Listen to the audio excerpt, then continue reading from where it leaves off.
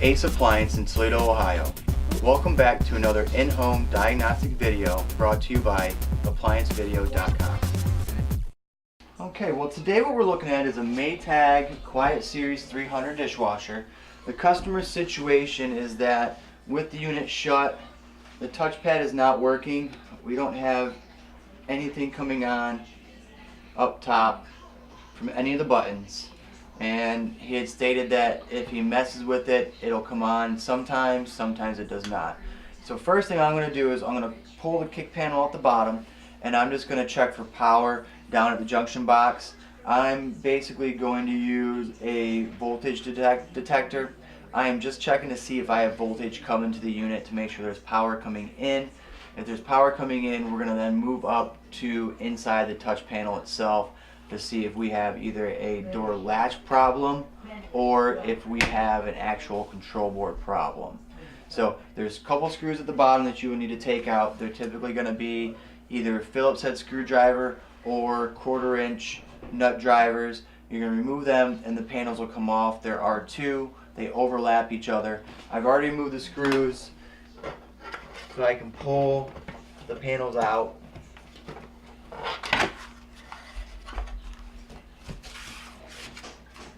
Panels out. All I'm going to do is take my voltage checker, and down on the bottom right hand side there's going to be the power coming in. I'm just going to check for power.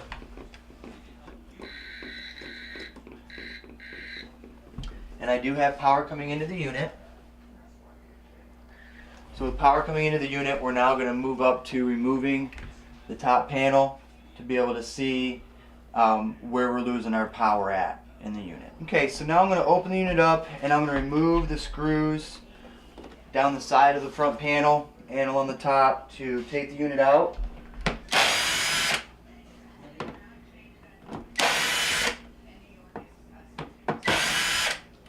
Some units, depending on which ones you're on, you can remove the top screws, and sometimes the top just control board panel will fold out. Sometimes you have to remove the whole front fascia. So I'm going to start with the top to see if I can just remove the top panel or not.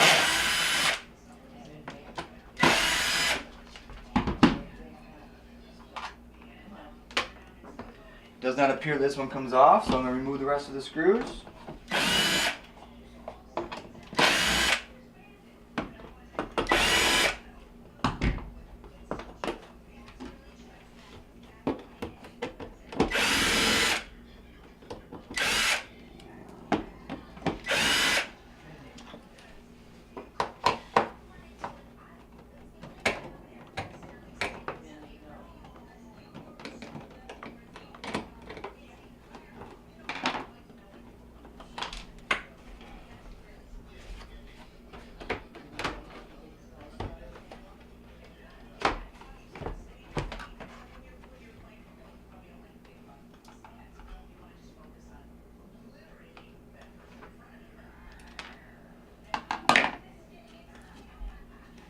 Okay, so now I got this one separated. What I'm going to start off with is unplugging the wax motor and the dispenser motor. I'm removing them so I can put the top up and out of my way. Now with the unit folded down, one thing that I have noticed when I first pulled in to get it separated was that the cover for the control board was not in place, and I also noticed that there is no tech sheet for this unit. So I'm going to take a look at a few different things and find out what all may be the problem here. Okay, first thing I'm going to do is I'm going to basically manipulate the door latch. When the door shuts, there is a toggle clip in here that when it shuts up to the unit, it toggles the switch shut, which then completes connections here to power the rest of the unit.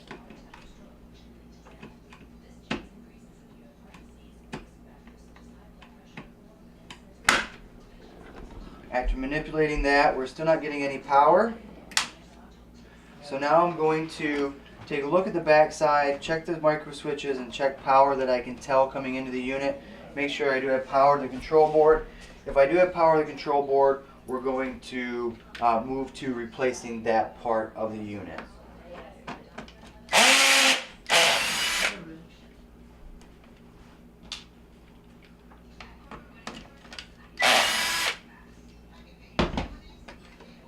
Now I do notice that with this, on the actual control panel, the plastic piece, the clips that hold the door latch in place are not secure, they're broken off. So that is going to make us have to replace this part of the unit.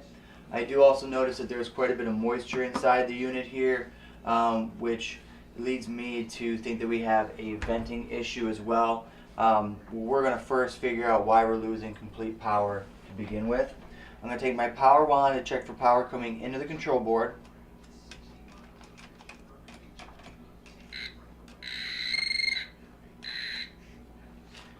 We got power coming through one switch.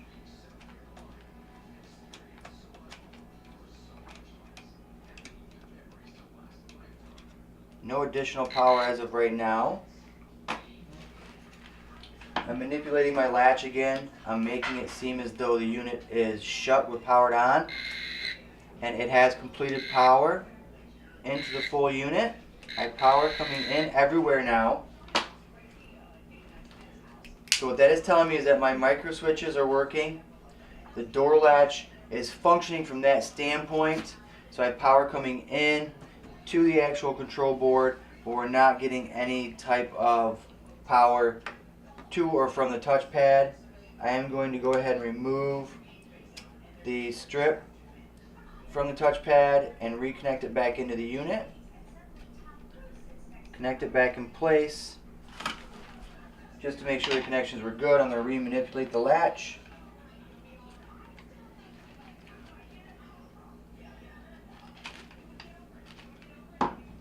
Make sure I have power.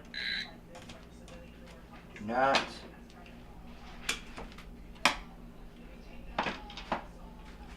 Re-manipulated. I've got power coming all the way into the board now. But I still do not have power to my touchpad.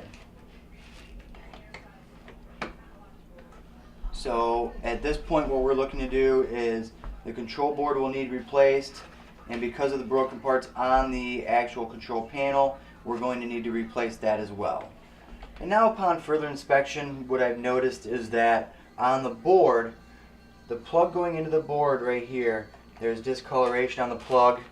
When I remove the plug, the back side also has a burn spot on it, which is telling me that we have a bad connection going into the board, possible back feedback, because that's our heater plug.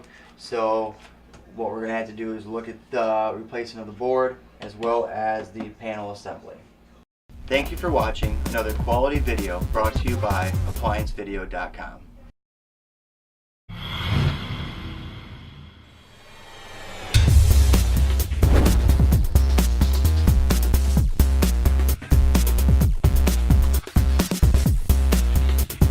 Hi, this is Troy from Ace Appliance in Toledo, Ohio.